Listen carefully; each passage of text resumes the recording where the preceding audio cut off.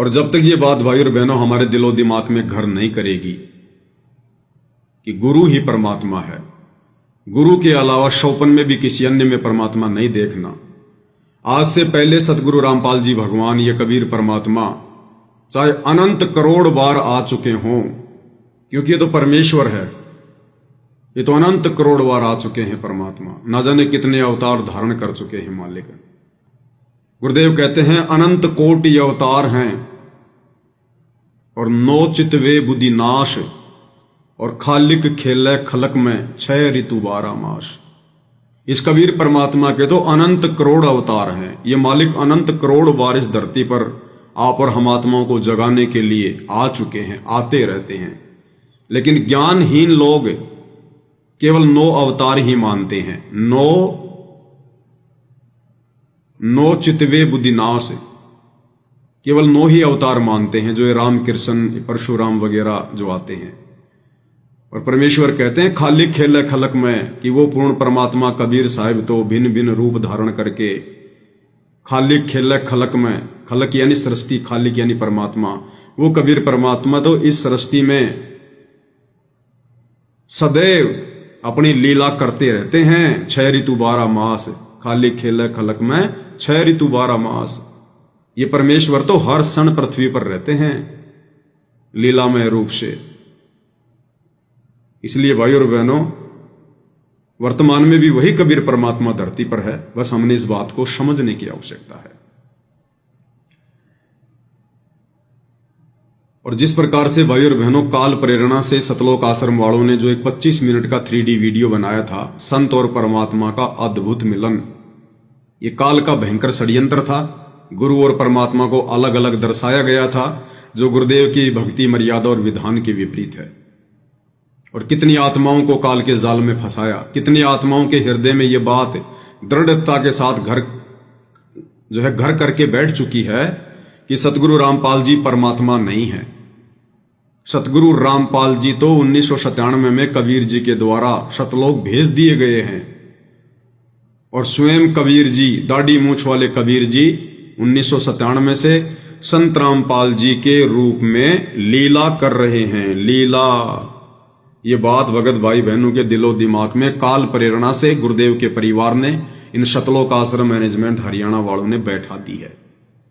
और भाई और बहनों, जब तक ये ज्ञान विरुद्ध बात, ये ज्ञान विरुद्ध वीडियो, ये 3D वाला एनिमेशन, AI वाला, जब तक हम भाई बहनों के दिलो दिमाग से नहीं हटेगा, तब तक आप और हम मोक्ष के अधिकारी नहीं हो सकते, जिंदगी में नहीं हो सकते कभी भी। अगर हमने ये मान लिया कि सतगुरु रामपाल जी तो कबीर जी के द्वारा भेजी गई एक आत्मा थी, एक संत थे, और उनको तो कबीर जी ने 1997 में सतलोक भेज दिया, और आज कबीर जी दाढ़ी मूछ वाले खुद संत रामपाल जी के रूप में लीला कर रहे हैं। ये सच नहीं है भाई और बहनों, ये इतिहास का सबसे बड़ा झूठ है, सबसे बड़ा झूठ, जो झूठ काल प्रेरणा से गुरुदेव के परिवार ने ये 3D फिल्म बनाकर दिखाया है। एक बार आपको हल्का सा दिखा देते हैं ये वाला वीडियो। इस प्रकार कबीर परमात्मा संत रामपाल जी महाराज जी को सह शरीर सतलोक भेज देते हैं। इस प्रकार कबीर परमात्मा संत रामपाल जी महाराज जी को सह शरीर सतलोक भेज देते हैं, और स्वयं सर्व सृष्टि रचनहार कबीर परमात्मा संत रामपाल जी महाराज जी के रूप में संपूर्ण संसार का उद्धार करने के उद्देश्य से इस पवित्र मिशन पर निकल पड़ते हैं। तो भाई और बहनों, ये जो वीडियो है ना, ये जो दिखाया गया है, ये संसार का सबसे बड़ा झूठ है, सबसे बड़ा झूठ, और काल का सबसे बड़ा दाव। जिस प्रकार से बैकग्राउंड में मीठा मीठा म्यूजिक लगाकर और जिस प्रकार से चित्रण किया गया है, ये काल की एक भयंकर चाल थी, भयंकर चाल। और सत्सेवक भाई बहन इस चाल में नहीं फंसे। हमारे ऊपर इस वीडियो को देखकर रत्ती भर भी असर नहीं हुआ, रत्ती भर भी, क्योंकि हमारे को गुरुदेव ने साथ संगति से जोड़कर पहले ही सत्य से परिचित करवा रखा है। तो ये भी आप और हमारे ऊपर गुरुदेव की बहुत असीम रजा, अन्यथा हम भी इस तरह की वीडियो देखकर भ्रमित हो जाते और अपने गुरु को एक अपने जैसा मानुष मान लेते, मां के गर्भ से जन्म लिया हुआ एक व्यक्ति मान लेते, और गरीबदास जी की वाणी के अनुसार फिर गुरु को मानुष मानने वाला कुत्ते की योनि में जाता। गुरु को मानुष जो गिने और कर चरना अमृत को पान, ते नर नरक में जाएंगे और जन्म जन्म बने समान। समान यानी कुत्ता। अब हकीकत क्या है, ये गुरुदेव के सत्संगों से ही निष्कर्ष निकलेगा। क्योंकि भाई और बहनों, जिस प्रकार लोहे को लोहे से काटा जाता है, जहर के असर को कम करने की दवा जहर से ही बनाई जाती है, उसी प्रकार हमने काल के द्वारा फैलाए गए इस झूठ को गुरुदेव भगवान के तत्व ज्ञान से, उनके सत्संगों से ही काटा जाएगा। दूसरा कोई तरीका नहीं है। अब चलो मान लेते हैं सतलोक आश्रम मैनेजमेंट हरियाणा वालों के अनुसार कि 1997 में आप लोगों के द्वारा जो झूठ फैलाया गया है, इस आधार से चलो हम मान लेते हैं कुछ समय के लिए आप लोगों को समझाने के लिए कि भाई 1997 में सतलोक से चलकर दाढ़ी मूंछ वाले कबीर जी आए और संत रामपाल जी को ऊपर आकाश में उड़ा दिया, बादलों में उड़ा दिया, सह शरीर उनको सतलोक भेज दिया। और 1997 से संत रामपाल जी के रूप में धरती पर आप लोगों के अनुसार, जिन्हें आप कबीर समझते हैं, दाढ़ी मूंछ वाले, वो लीला कर रहे हैं। 1997 से वो कबीर जी लीला कर रहे हैं, दाढ़ी मूंछ वाले। अब भाई और बहनों, अब इसको समझने के लिए हमने गुरुदेव के इस अमर ज्ञान को आधार बनाना पड़ेगा। सत्संगों में ही गुरुदेव ने सारे रहस्य छुपा रखे हैं। अब ये छोटा सा सत्संग हम पूज्य गुरुदेव भगवान का लेते हैं। इस सत्संग में वैसे तो बहुत सारी जानकारी है, लेकिन वो हम जब उसका विषय आएगा तब लेंगे। परंतु इस सत्संग के लास्ट में गुरुदेव भगवान ने जो एक विशेष बात बोली है, आप लोगों ने उस बात को पकड़ के चलना है। क्या कहा है गुरुदेव ने कि इस दास को सन 2001 के बाद ही ये गीता और वेद कुरान वाला ज्ञान हुआ है। क्या कह रहे हैं कि इस दास को 2001 के बाद ये गीता, वेद, कुरान, बाइबल वाला ज्ञान हुआ है। इससे पहले मुझ दास को ये ज्ञान नहीं था। नहीं पता था कि गीता में क्या लिखा है, वेदों में क्या लिखा है, कुछ नहीं पता था मुझे। आपने इस पॉइंट को विशेष तौर पर दिमाग में रखना है और यही पॉइंट क्लियर करेगा कि ओरिजिनल कबीर कौन है। तो सुनिए पूज्य गुरुदेव के मुकम्मल से। तो इस प्रकार इस गंदे लोक में हम क्या नाचे और क्या गावेंगे। हमने जाना सतलोक में, यहाँ भक्ति करोगे, संयम से रहोगे, संसारिक इच्छाओं में ज्यादा तोड़ मत लगाओ। आपको जो आवश्यक वस्तु होंगी अवश्य मिलेगी। आप ऐसे समर्थ भगवान की शरण में हो। समर्थ का शरणाग हो, रंग होरी हो, भाई कदे न हो काज राम रंग होरी हो। आप ऐसे समर्थ की शरण में आगे हो कि आपके कोई भी हानि नहीं होगी जब तक आप मर्यादा में रहोगे। देखो, आपने कनेक्शन ले लिया, परमात्मा का नाम ले लिया दास से, तो आपको पावर का कनेक्शन मिल गया। और जब आप किसी कारण से कनेक्शन डिस्कनेक्ट हो गया, कट गया, तो परमात्मा पावर वाला काम बंद हो गया आपका। ना पंखा चलेगा, ना ट्यूब जलेगी, तो हानि होगी। फिर ये अध्यात्म मार्ग का एक ऐसा सिस्टम है कि आप एक इन्वर्टर है और दास ने आपका चार्जर लगा दिया। अब आपने महीने, 2 महीने, 6 महीने भक्ति कर ली, फिर बकाई मांगकर चले गए। आपकी बैटरी चार्ज होगी यहाँ से भक्ति दान धर्म करने तक, और फिर आप भक्ति भी छोड़ देते हो और इधर उधर भटकते रहते हो, फिर भी आपको कुछ ना कुछ राहत सुख और मिल रहा है। तो ये भ्रमित हो जाता है इंसान कि मैंने वो नाम भी छोड़ दिया, मैं फिर भी सुखी हूँ, कोई दिक्कत नहीं। लेकिन वो बैटरी यहाँ तो एक नाम का भी जाप आपको घना सुखी कर दे, और आप तो बहुत घने कर लेते हो 2-4 महीने में, और सतनाम भी प्राप्त हो जाता है, फिर भी भ्रमित होगी तो आपको और घनी हानि न होगी कि आपके पास पूंजी तो यहाँ की इकट्ठी करी हुई बैटरी चार्ज होगी 4-5-6 महीने, और आप परमित होकर चले गए किसी और पंथ में, वहां सुख भी होंगे क्योंकि वो अभी बैटरी यहां से जो कमाई करी वह साथ चलेगी, तो वो आपका सबसे बड़ा दुर्भाग्य होगा और फिर भी दुर्गति होगी। दास ने खूब देखा है। अब ध्यान से सुनना आगे, जो हमारे मतलब का पॉइंट आएगा। अब गुरुदेव उन भक्तों का जिक्र कर रहे हैं जिन भक्तों ने सन 1994 में नाम लिया था, 95 में, 96 में, 97 में नाम लिया था। और गुरुदेव उस समय केवल सूक्ष्म वेद को आधार बनाकर, जो कि 5वां वेद है, चारों वेदों का बाप है, तत्व ज्ञान है, आदरणीय गरीबदास जी की वाणियां, सदग्रंथ साहिब, उसको आधार बनाकर गुरुदेव ने गांव गांव जाकर 3-3 दिन का पाठ किया और सत्संग किए। लेकिन उस तत्व ज्ञान को वो आत्माएं समझ नहीं पाई। वो केवल अपने सुखों के कारण गुरुदेव से जुड़ी रही।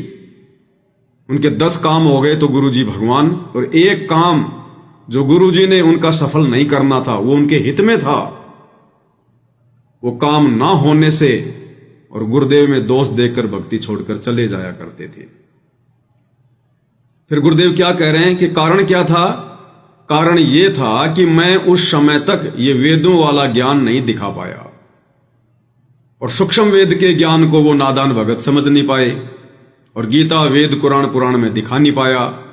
और फिर आगे गुरुजी कह रहे हैं कि ये गीता वेद कुरान पुराण वाला ज्ञान तो दास को 2001 में प्राप्त हुआ है। सुनिएगा। 1994 से दास दीक्षा दे रहा है गुरुदेव के आदेश अनुसार, और उस समय जो नाम लेते थे, कोई 1 वर्ष भक्ति करता था, कोई 2 वर्ष करते थे। ज्ञान ये वेदों और गीता वाला ज्ञान तो दास को 2001 में प्राप्त हुआ है। ये ही मेन पॉइंट है भाई और बहनों, क्योंकि हमने तो जो मूल है उसको समझना है। सात संगतियों का मतलब है निष्कर्ष निकालना और निष्कर्ष को समझना। तो क्या कह रहे हैं गुरुदेव भगवान कि ये वेद गीता वाला ज्ञान तो दास को 2001 में प्राप्त हुआ। 2001 में, एक बार फिर से सुन लो। जो नाम लेते थे, कोई 1 वर्ष भक्ति करता था, कोई 2 वर्ष करते थे। ज्ञान ये वेदों और गीता वाला ज्ञान तो दास को 2001 में प्राप्त हुआ है। क्या कहा मालिक ने कि ये वेद और गीता वाला ज्ञान तो दास को 2001 में प्राप्त हुआ है। अब निष्कर्ष निकलेगा भाई और बहनों, ध्यान से समझना इस बात को।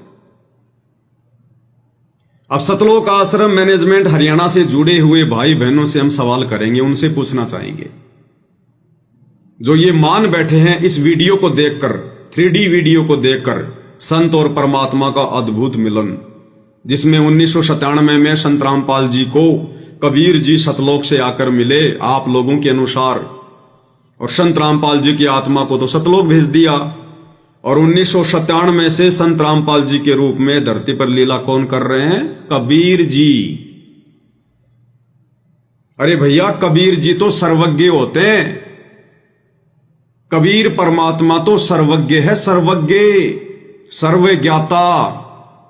गीता का, वेद का, कुरान का, बाइबल का, दुनिया भर के सभी सदग्रंथों का ज्ञाता होता है। अरे वेदों का ज्ञान इस ब्रह्म को, इस काल को किसने दिया? कबीर जी ने दिया। ये 5 वेद कबीर परमात्मा ने इस काल के अंतःकरण में फीड कर दिए थे। तो वेद किसने दिए? कबीर भगवान ने दिए। किसको? काल को। तो क्या कबीर भगवान को वेद और गीता का ज्ञान नहीं होगा? होगा ना। जिसने वेद बनाए, जिसने वेदों का ज्ञान इस ब्रह्म को, काल को दिया, तो वेदों का सर्वप्रथम ज्ञाता कौन? कबीर। और तुम लोग कह रहे हो कि 1997 से वो ही कबीर, जिस कबीर ने काल को 5 वेद दिए, वेदों का ज्ञाता, 1997 से धरती पर संत रामपाल जी के रूप में है।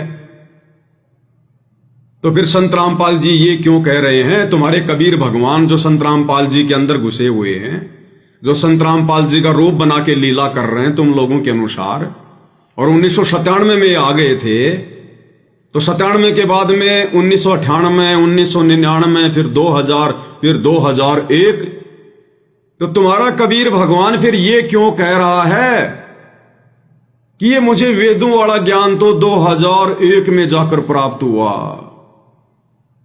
अरे अगर वही कबीर भगवान सतलोक से आकर और संत रामपाल जी की जगह लेकर 1997 से ज्ञान प्रचार कर रहे हैं, तो वो कबीर, जिस कबीर ने वेदों को लिखा, वेदों का ज्ञान काल को दिया, फिर वो कबीर झूठ क्यों बोल रहा है कि मुझे तो वेदों का ज्ञान 2001 में प्राप्त हुआ था? फिर काल को ये वेद कौन से कबीर ने दिए थे? क्योंकि तुम लोगों के कबीर को तो ये ज्ञान ही 2001 में हुआ है, वेदों वाला। तो फिर सृष्टि की आदि में, सृष्टि की शुरुआत में, उस काल के अंतःकरण में चारों वेद किसने फीड किए? क्योंकि तुम्हारे वाले कबीर को तो ये ज्ञान था ही नहीं पहले वेदों का। तुम्हारा वाला कबीर तो कह रहा कि मैंने तो 2001 में देखा ये वेद, पुराण, गीता, पुराण, तब जाके मुझे ज्ञान हुआ। थोड़ा बहुत अपनी बुद्धि को दौड़ाओ। तुम्हारा वाला कबीर तो फैल है, दाढ़ी मूंछ वाला फैल। अब तुम कहोगे नहीं नहीं ऐसी कोई बात नहीं है, कबीर जी तो वही है जिसने काल को वेद दिए थे। ये तो हमारे कबीर जी लीला कर रहे हैं संत रामपाल जी के रूप में, अपने आप को छुपा रहे हैं कि मुझे वेदों वाला ज्ञान, गीता वाला ज्ञान 2001 में हुआ। ये तो लीला कर रहे हैं, अपने आप को छुपा रहे हैं। अरे तो यही लीला सन 1995 से सतगुरु रामपाल जी भी करते आ रहे हैं, यही लीला। अब आपको सतगुरु रामपाल जी के छोटे भाई महेंद्र का एक 3 मिनट का इंटरव्यू दिखाते हैं। उस इंटरव्यू से फिर आपके समझ में आएगा कि ये सारा गेम, ये सारा खेल कौन खेल रहा था। ये अध्यात्म है भाई और बहनों, अध्यात्म। ये ऐसे समझ में नहीं आएगा।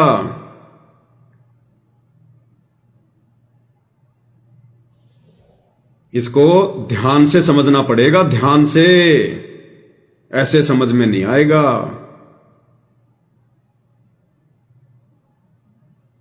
इसमें क्या कहा जा रहा है, अब इसको ध्यान से सुनना पड़ेगा। नमस्कार जी। नमस्कार। नमस्कार जी, नमस्कार। महेंद्र जी उर्फ मोहनलाल जी, इनका असली नाम तो महेंद्र जी है, और 2014 बरवाला कांड के बाद इन्होंने पुलिस प्रशासन के डर से अपना नाम रख लिया मोहनलाल, यानी भगत भी। देखो ऐसी ऐसी नौटंकी करते हैं। ओरिजिनल नाम है महेंद्र, और 2014 के बाद पुलिस से बचने के लिए, क्योंकि 2014 बरवाला कांड के बाद में ये साहब भगोड़े बनकर घूमने लगे। 8 साल तक ये भगोड़े बन के घूमे, 8 साल तक।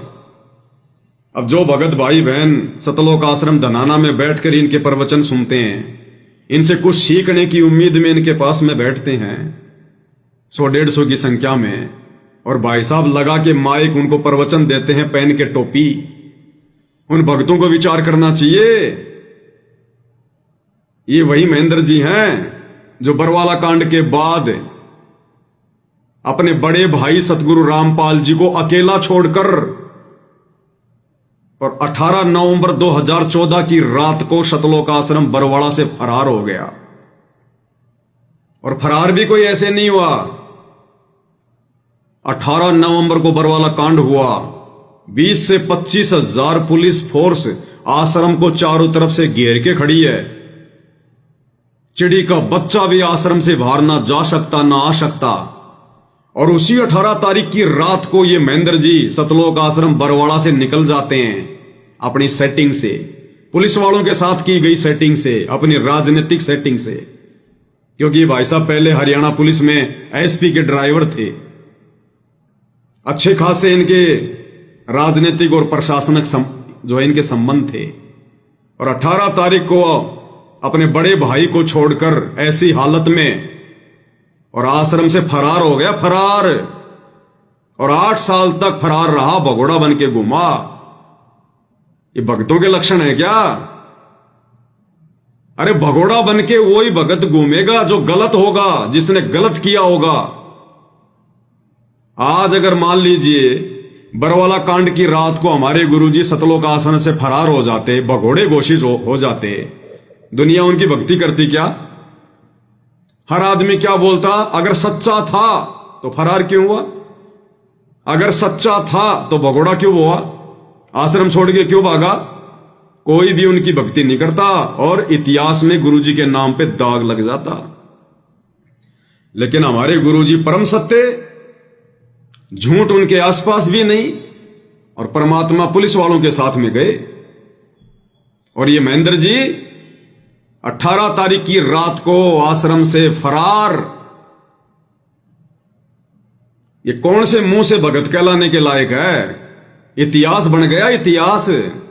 ये संगत मूर्ख बन सकती है थोड़े समय के लिए, आने वाले समय में दुनिया मूर्ख नहीं रहेगी। हम किस मुंह से इसको भगत कहें?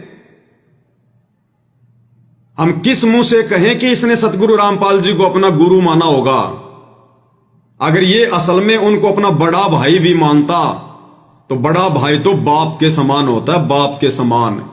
और बड़े भाई पर अगर कोई आपत्ति आती है तो छोटे भाई का यह धर्म होता है कि वो उसका साथ दे, खड़ा रहे सीना तान के। अरे सतगुरु रामपाल जी तो धर्म का युद्ध लड़ रहे हैं, धर्म का। अज्ञान के साथ, काल के साथ धर्म की लड़ाई है। यह शिक्षा महेंद्र जी को रावण के छोटे भाई कुंभकर्ण से लेनी चाहिए थी। कुंभकर्ण रावण का छोटा भाई, और कुंभकर्ण को पता था कि रावण ने जो कदम उठाया है सीता को उठाकर यह गलत है। उसके बाद भी उसने अपना भाई धर्म निभाया, ये मालूम होते हुए भी कि मेरा भाई रावण अधर्म पर है। लेकिन फिर भी उसने अपनी जान की परवाह नहीं करी। उसको पता था कि इस युद्ध में तू हारेगा, क्योंकि यह अधर्म का युद्ध है। रावण ने गलत किया है, उसके बावजूद भी उसने भाई वाला धर्म निभाया और अंत तक अपने भाई के साथ डटा रहा और युद्ध किया श्री राम की सेना के साथ। अब इस महेंद्र जी को तो यह पता होना चाहिए कि तुम्हारे भाई के आगे पीछे धर्म ही धर्म है, तुम्हारे गुरु के चारों तरफ धर्म ही धर्म है, अधर्म का तो नामो निशान भी नहीं है। उसके बावजूद भी यह भगोड़ा बन गया, ऐसी हालत में अपने भाई को छोड़ के आश्रम से भाग गया। इतिहास इसके मुंह पे जो है कालिक पोतेगा आने वाले समय में, कालिक पोतेगा, कालिक। ये गद्दार की श्रेणी में गिना जाएगा आने वाले समय में, गद्दारों की श्रेणी में। भक्तों को थोड़े समय के लिए मूर्ख बना सकते हो, इतिहास आने वाले समय में बनेगा, आने वाले समय में। और ऐसे ही गुरुदेव का छोटा लड़का मनोज, वो भी 8 साल से भगोड़ा, और बड़े वाला लड़का तो पकड़ा गया। औरतों के कपड़े पहन के आश्रम से निकलने का प्रयास कर रहा था, औरतों के कपड़े पहन के पुलिस वालों ने पकड़ लिया, नहीं तो वो भी भगोड़ा बन के घूमता। तो हम अपने विषय पे आते हैं भाई और बहनों। महेंद्र ने नाम लिया पहले दादा गुरु जी से, और जब सतगुरु रामपाल जी ने नाम देना शुरू कर दिया, उसके बाद इसी महेंद्र ने सतगुरु रामपाल जी को अपना गुरु बना लिया 1995 में या 1994 में। और उसके बाद ये महेंद्र क्या कहा करता था? महेंद्र बोला कि मैंने सारनाम भी ले लिया गुरुजी से। संत रामपाल जी ने मुझे 1995 में सारनाम भी दे दिया, लेकिन मुझे विश्वास नहीं था कि कबीर ही भगवान है। पहली बार तो भाई और बहनों, ये क्या सतगुरु रामपाल जी कोई बालक थे जो ऐसे मूर्ख व्यक्ति को, ऐसे मंदबुद्धि व्यक्ति को सारनाम दे देंगे, जिस व्यक्ति को भगवान का ही नहीं पता, जिस व्यक्ति को यही विश्वास नहीं कि कबीर ही भगवान है। अरे कबीर जी तो इस भक्ति के मूल हैं, और जिसको उसी पर विश्वास नहीं है कि कबीर ही भगवान होगा, और बार बार संत रामपाल जी से सवाल कर रहा था, सार नाम लेने के बाद भी खुद अपने मुंह से स्वीकार कर रहा है कि मैंने फिर 1994 में गुरुजी से नाम लिया, फिर गुरुजी ने मुझे सार नाम भी दे दिया, लेकिन फिर भी मुझे विश्वास नहीं था कि कबीर ही भगवान होगा। और मैं बार बार गुरुजी से कहता था कि मुझे कहीं वेदों में दिखाओ, कहीं शास्त्रों में दिखाओ। अब ध्यान रखना, वो पॉइंट आ रहा अपना। तो महेंद्र क्या कहा करता था सन 1994 में, 1995 में कि गुरुजी मुझे विश्वास नहीं है कि कबीर ही भगवान है, मुझे वेदों में दिखाओ, गीता में दिखाओ, किसी शास्त्र में दिखाओ। तो सतगुरु रामपाल जी ने क्या कहा? सतगुरु रामपाल जी ने कहा कि समय आने दो फिर दिखाएंगे। ये नहीं कहा कि मुझे ज्ञान नहीं है। तुम्हारे दाढ़ी मूंछ वाले कबीर की तरह संत रामपाल जी ने ये नहीं कहा कि मुझे तो 2001 में ज्ञान हुआ वेदों वाला। संत रामपाल जी ने क्या कहा महेंद्र को कि समय आने पे दिखाऊंगा। यानी ज्ञान तो है मेरे पास में, गीता का भी, वेद का भी, कुरान का भी, बाइबल का भी, लेकिन समय आने पर दिखाऊंगा, समय आने पर। और तुम्हारे दाढ़ी मूंछ वाले कबीर ने क्या कहा कि मुझे तो वेदों का ज्ञान ही 2001 में जाके हुआ है। तो असली कबीर कौन है और नकली कबीर कौन है, विचार कर लेना। महेंद्र के मुंह से सुन के सुनिएगा। क्या शुभ नाम है जी आपका? मेरा नाम महेंद्र दास है, गांव धनाना, जिला सोनीपुर, हरियाणा का रहने वाला हूं। और मैं संत रामपाल जी का छोटा भाई हूं नाते में। संत रामपाल जी महाराज की शरण में आने से पहले आप कौन सी भक्ति करते थे? वैसे तो भक्ति की रुचि बचपन से ही थी। फिर महाराज जी का बचपन से साथ मिलने से हनुमान जी की भक्ति, भगवान शिव के व्रत रखना, शिवलिंग पे जल चढ़ाना। मैं भगवान विष्णु जी को विशेष रूप से मानता था, भगवान श्री कृष्ण जी को, जो हम हिंदू लोग करते वही भक्ति हम करते थे। फिर मैं नौकरी लग गया, गुरु जी संत रामपाल जी से मैं दूर हो गया। चंडीगढ़ रहा 8 साल, वहां जाकर के रुचि भी खत्म हो गई। संत रामपाल जी महाराज की शरण में बताओ, जिसकी बचपन से भक्ति में रुचि हो फिर आगे चल के उसकी रुचि खत्म हो जाएगी। कह रहा कि वैसे तो भक्ति में मेरी बचपन से रुचि थी और आगे चल के फिर इसको भगवान भी मिल गया। गुरुजी ने दादा गुरुजी से नाम दिला दिया, फिर सतगुरु रामपाल जी ने भी नाम दे दिया और फिर रुचि खत्म हो गई भक्ति से। फिर मैं 1991 में मैं चंडीगढ़ से रोहतक आ गया और एसपी रोहतक का मैं ड्राइवर लग गया। मेरी पुलिस डिपार्टमेंट में नौकरी थी। और महाराज जी पहले सिरसा वगैरह में पोस्टेड थे, जूनियर इंजीनियर की। और गुरुजी फिर रोहतक में पोस्टेड हो गए, गुरुजी।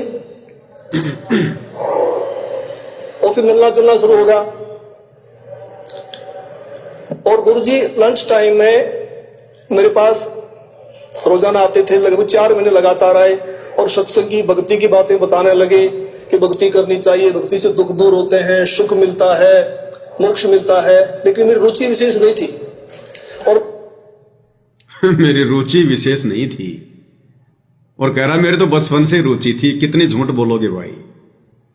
महाराज जी को मना भी नहीं कर सकता था, मेरे पास क्यों आए, के बड़े भाई साहब थे। तो मैं अंदर से दुखी बहुत था कि रात को ड्यूटी करते हैं, दिन में आगे बैठ जाते हैं। लेकिन एक दिन मैंने कह ही दिया कि भक्ति में कुछ नहीं रखा, काम करो और बच्चों का पालन पोषण करो, इससे बड़ी कोई भक्ति नहीं है। फिर गुरु जी ने धीरे धीरे आना बंद कर दिया। फिर मेरे जीवन में एक ऐसी घटना घटी, 1992 की बात है। तो मैंने कहा जी मैं तो ड्रिंक्स वगैरह कर लेता हूँ, वो छुट्टी नहीं, भक्ति कैसे करूंगा। तो गुरु जी ने कहा जा आज के बाद नहीं पिएगा। अब ध्यान देना भाई और बहनों, पॉइंट पे पॉइंट है। दास तो आपको केवल एक ही पॉइंट समझाना चाह रहा था, इसमें दूसरा पॉइंट और आ गया। ये महेंद्र जी बात बता रहे हैं सन 1992 की, सन 1992 कि मैं शराब पी लिया करता था, शराब पीता था। और मैंने कहा जी मैं भक्ति कैसे करूंगा, मैं तो ड्रिंक कर लेता हूं, मैं तो शराब भी पीता हूं। तो 1992 में सतगुरु रामपाल जी ने महेंद्र जी को क्या कहा कि जा आज के बाद नहीं पिएगा। और कह रहा कि ये सन 1992 की बात है और आज 2013 हो गया, क्योंकि ये 2013 में इंटरव्यू दे रहा है। बोला 21 साल हो गए आज तक मैंने शराब को छुआ भी नहीं। संत रामपाल जी के एक शब्द से कि जा आज के बाद नहीं पिएगा, ऐसी दीवार खिंच गई। अब विचार करो, सन 1992 में ना तो संत रामपाल जी को सत्संग करने का आदेश था, ना सन 1992 में सतगुरु रामपाल जी को नाम दीक्षा देने का कोई आदेश था। वो तो एक आम भगत बन के अपनी भक्ति कर रहे थे। फिर सतगुरु रामपाल जी भला कैसे किसी को आशीर्वाद देंगे? अरे एक भगत कभी किसी को आशीर्वाद देगा क्या? और भगत का आशीर्वाद फिर काम करेगा क्या? तो कौन हुए सतगुरु रामपाल जी? ये जानबूझ के परमात्मा ने महेंद्र को आशीर्वाद देकर एक ये प्रमाण छोड़ा, एक सबूत छोड़ा है कि नालायको अपने गुरु को मानुष मत मान लेना। ये आशीर्वाद यदि महेंद्र को शराब छोड़ने वाला गुरुजी 1995 में देते, 1994 में देते, तो हम लोग क्या सोच लेते कि 1994 में तो गुरुजी को नाम देने का आदेश मिल गया था, गुरुजी के पास में कबीर जी की शक्तियां आ गई थी, तो गुरुजी का वचन काम कर गया, गुरुजी ने आशीर्वाद दे दिया। अरे 1992 की बात बता रहा है। 1992 में ना तो सतगुरु रामपाल जी नाम देने लगे थे, ना सत्संग करने लगे थे, ना कोई आदेश था। केवल आदरणीय राम देवानंद जी के पास जाके भक्ति कर रहे थे। तो कौन दे सकता है आदेश? और सतगुरु रामपाल जी अगर सामान्य व्यक्ति थे तो उनका आदेश कैसे काम कर गया महेंद्र पर? इन्हीं के मुंह से सुन लो ये कब की घटना है और क्या है ये। फिर मेरे जीवन में एक ऐसी घटना घटी, 1992 की बात है। 92 तो मैंने कहा जी मैं तो ड्रिंक्स वगैरह कर लेता हूँ, वो छुट्टी में भक्ति कैसे करूंगा? तो गुरु जी ने कहा जा आज के बाद नहीं पिएगा।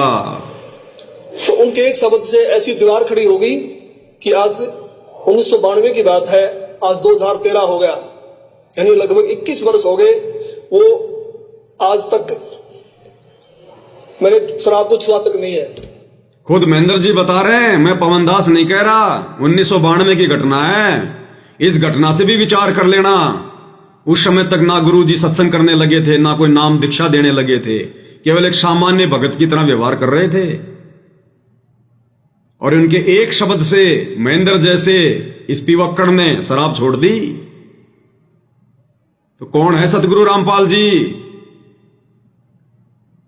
और अब आगे सुनिएगा मेन पॉइंट। तो उसके बाद गुरुजी ने अपने गुरुजी से मुझे नाम दिलवाया, संत राम देवानंद जी महाराज से। उसके बाद सतगुरु रामपाल जी ने पहले इसकी शराब छुड़वाई और उसके बाद अपने मुंह बोले गुरुजी आदरणीय राम देवानंद जी के पास महेंद्र को लेकर गए और नाम दिलवाया। अगर उस समय गुरुजी ही नाम दे रहे होते तो फिर दादा गुरुजी से नाम क्यों दिलवाते? तो 1992 की घटना एक महत्वपूर्ण पॉइंट। तो महेंद्र जी को दादा गुरुजी से नाम दिलवा दिया। फिर 1994 में गुरुजी नाम देने लग गए। फिर महेंद्र ने गुरुजी से नाम ले लिया। उसके बाद फिर क्या कह रहा जी, मुझे तो वेदों में दिखाओ, मुझे तो विश्वास नहीं है कि कबीर जी भगवान है। यानी सतगुरु रामपाल जी को तो कबीर कहां मानना था। सतगुरु रामपाल जी जो नकली फोटो दिखा रहे थे कबीर वाली, उसको भी भगवान नहीं मान रहे थे ये, कि मुझे तो विश्वास नहीं है कि कबीर ही भगवान होगा। और सार नाम भी ले लिया। सार नाम लेने के बाद शंका हो रही है कि भगवान कौन है। देखिएगा आगे। उस समय गुरुजी को आज्ञा नहीं थी नाम की। मैं भक्ति में जरूर लगा, क्योंकि महाराज जी बताते थे कबीर साहब पूर्ण परमात्मा है, इनसे सबसे ऊपर है। तो मैंने उनको उदाहरण दिया कि पुलिस में तो ऐसे होता है। उसमें पुलिस वाले बहुत नाजायज किया करते। कोई कहता मैं फलाना सिपारसी हूं, उसको पकड़ लिया तो उसकी कुटाई कर देते थे, फोन आता छोड़ देते, हमें नहीं पता जी आपका था। कहीं ऐसा ना हो कि ये नीचे देवी देवता हमें कूट दें और जब तक कबीर साहब ऊपर से आए। बताओ। और फिर सार नाम भी ले लिया। सार नाम लेने के बाद कह रहा है कि गुरुजी कहीं ऐसा तो नहीं हो कि हमारे को नीचे के देवी देवता पीट दें, कूट दें, हमने क्योंकि उनकी भक्ति छोड़ दी। अब आप कह रहे हो कि कबीर भगवान है, तो हमने तो कबीर को भगवान मानकर भक्ति शुरू कर दी। कहीं ऐसा तो नहीं हो कि ये नीचे के देवी देवता नाराज होकर हमारे को कूट दें, पीट दें और तुम्हारे कबीर जी को आने में फिर लेट हो जाए। तुम्हारे कबीर जी आवे तब तक ये देवी देवता हमारा कूट कूट के हमारी चटनी बना दें। तो और सार नाम भी ले लिया और फिर भी विश्वास नहीं। तो ये भी विचार कर लेना कि महेंद्र को कौन सा सार नाम मिला है, नकली वाला या असली वाला। अरे जिस व्यक्ति को यह विश्वास नहीं कि कबीर इज गॉड, गुरुजी कोई बालक है क्या उसको सार नाम दे देंगे? और फिर भी महेंद्र को सार नाम दिया तो कौन सा सार नाम दिया, ये विचार कर लेना बाप। नकली बंदूक पकड़ा रखी है, नकली बंदूक। क्या कह रहा है ध्यान से सुनिएगा। फोन आता छोड़ देते, हमें नहीं पता जी आपका था। कहीं ऐसा ना हो कि उदाहरण दिया कि पुलिस में तो ऐसे होता है, उसमें पुलिस वाले बहुत नाजायज किया करते। कोई कहता मैं फलां का सिफारशी हूं, उसको पकड़ लिया तो उसकी कुटाई कर देते थे। फोन आता छोड़ देते, हमें नहीं पता जी आपका था। कहीं ऐसा ना हो कि नीचे देवी देवता हमें कूट दें और जब तक कबीर साहब ऊपर से आए। लेकिन मैं लगा जरूर रहा, लेकिन विशेष विश्वास नहीं था कि कबीर साहब पूर्ण परमात्मा है। कह रहा मैं लगा जरूर रहा भक्ति पर, लेकिन मेरे को विशेष विश्वास नहीं था कि कबीर जी पूर्ण परमात्मा है। फिर गुरुजी ने क्या जवाब दिया, ये इंपॉर्टेंट है। फिर महेंद्र ने कहा जी मुझे विश्वास के लिए मुझे कहीं वेदों में दिखाओ, गीता में दिखाओ। फिर गुरुजी ने क्या कहा, उसको पकड़ लिया तो उसकी कुटाई कर देते थे। फोन आता छोड़ देते, हमें नहीं पता जी आपका था। कहीं ऐसा ना हो कि नीचे देवी देवता हमें कूट दें और जब तक कबीर साहब ऊपर से आए। लेकिन मैं लगा जरूर रहा, लेकिन विशेष विश्वास नहीं था कि कबीर साहब पूर्ण परमात्मा है। तो महाराज जी ने कहा कि आप ये नाम जपते रहो, इन नाम से आपका विश्वास हो जाएगा। तो फिर 1994 में गुरु जी को आज्ञा होगी नाम की। फिर महाराज जी ने दोबारा से हमारे को नाम दिए, फिर सार नाम दिया। मैं भक्ति में लगा रहा, लेकिन कबीर साहब के बारे में मैं पूछता था कि वेदों में दिखाओ, गीता जी में दिखाओ। तो महाराज जी कहते समय आने तो सब कुछ दिखाऊंगा मैं। अब ये क्या कहा गुरुदेव ने कि समय आने दो सब कुछ दिखाऊंगा। ये नहीं कहा कि मुझे भी ज्ञान नहीं है, जैसा कि तुम्हारे दाढ़ी मूंछ वाले कबीर जी ने कह दिया, जो संत रामपाल जी के रूप में लीला कर रहे हैं तुम लोगों के अनुसार। जो वीडियो तुमने देखा था थोड़ी देर पहले, उसमें क्या कह रहे हैं तुम्हारे दाढ़ी मूंछ वाले कबीर जी संत रामपाल जी के रूप में कि ये वेदों वाला ज्ञान तो मुझे 2001 में हुआ है। और सतगुरु रामपाल जी ने 1995 में महेंद्र को क्या कहा कि समय आने दो सब कुछ दिखाऊंगा। एक बार फिर से सुन लो कि मैंने 1994 में फिर गुरुजी को नाम देने की आज्ञा हो गई। मैंने गुरुजी से फिर से नाम ले लिया, फिर मुझे सार नाम भी मिल गया, लेकिन मुझे विश्वास नहीं था कि कबीर ही परमात्मा है। तो मैंने संत रामपाल जी से पूछा जी कहीं वेदों में दिखाओ, गीता में दिखाओ। तो संत रामपाल जी ने कहा कि समय आने दो सब कुछ दिखाऊंगा, तब तक आप ये भक्ति करते रहो। ध्यान से सुनो भाई और बहनों। देवता हमें कूट दें और जब तक कबीर साहब ऊपर से आए। लेकिन मैं लगा जरूर रहा, लेकिन विशेष विश्वास नहीं था कि कबीर साहब पूर्ण परमात्मा है। तो महाराज जी ने कहा कि आप ये नाम जपते रहो, इन नाम से आपका विश्वास हो जाएगा। तो फिर 1994 में गुरु जी को आज्ञा होगी नाम की। फिर महाराज जी ने दोबारा से हमारे को नाम दिए, फिर सार नाम दिया। मैं भक्ति में लगा रहा, लेकिन कबीर साहब के बारे में मैं पूछता था कि वेदों में दिखाओ, गीता जी में दिखाओ। तो महाराज जी कहते समय आने तो सब कुछ दिखाऊंगा मैं, अब ये करते रहो। तो महाराज जी ने कहा कि समय आने पर सब कुछ दिखाऊंगा, अभी फिलहाल आप ये भक्ति करते रहो। तो बताओ भाई और बहनों, ओरिजिनल कबीर कौन और नकली कबीर कौन? आपने महेंद्र का इंटरव्यू सुन लिया। महेंद्र खुद कह रहा कि गुरुजी ने क्या कहा कि समय आने पर सब कुछ दिखाऊंगा।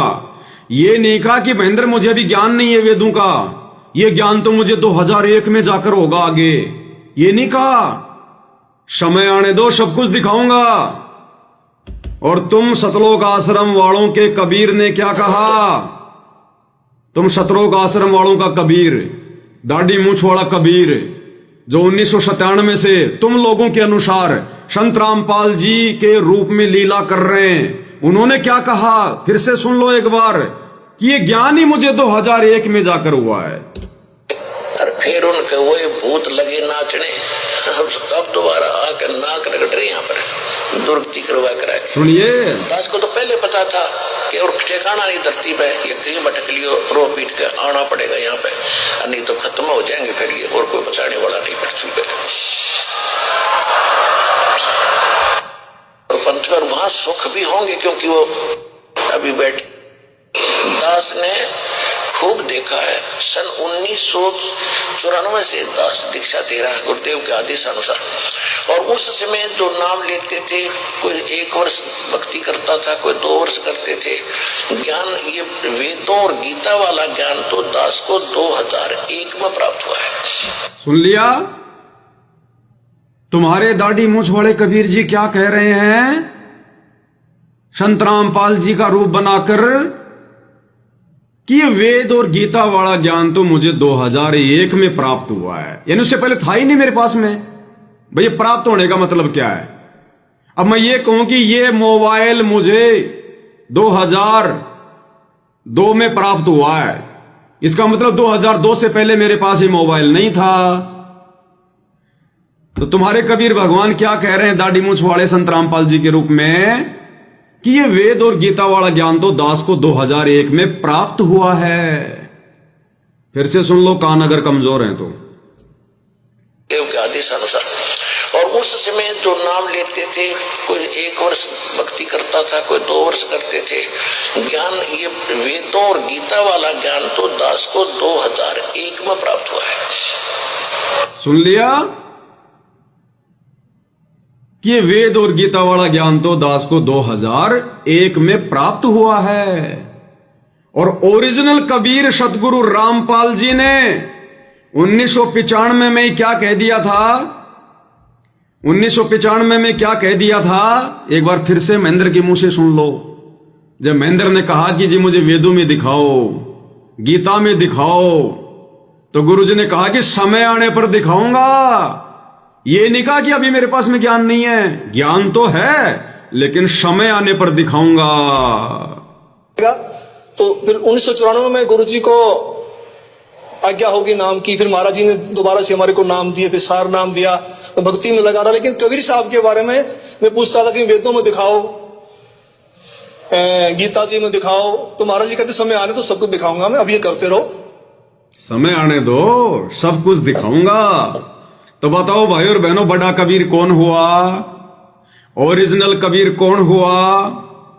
जिसको 2001 में जाकर गीता और वेद का ज्ञान हुआ, वो असली कबीर हुआ? या जो 1995 में महेंद्र को कह रहा है कि समय आने पर दिखाऊंगा? तो real Kabir is Satguru Rampal ji.